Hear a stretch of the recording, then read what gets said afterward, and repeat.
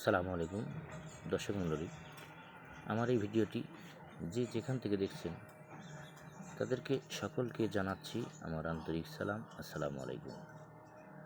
লতি কচু বাড়ি এক, এই লতিটা কেটে পরিষ্কার করে পানিতে ধুয়ে ভালো করে পরিষ্কার করে এবং আটি বান্ধা হয়েছে, আপনারা সেটা দেখতে পাচ্ছেন।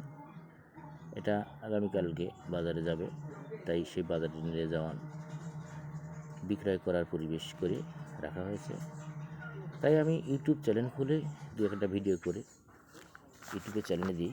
যদি কোনো কৃষক বন্ধু এই চাষটা করতে চায় এবং এই চাষটা অত্যন্ত লাভজনক একটি চাষ, তাই আমি দু একটি কথা ইউটিউবে চ্যানেল খুলে দিই। যদি কোনো কৃষক বন্ধুরা এই চাষটা করতে চায় তাহলে করতে পারবেন এবং অনেক লাভ আছে এই চাষে। এইটুকুই। ভালো থাকেন। আল্লাহ হাফেজ।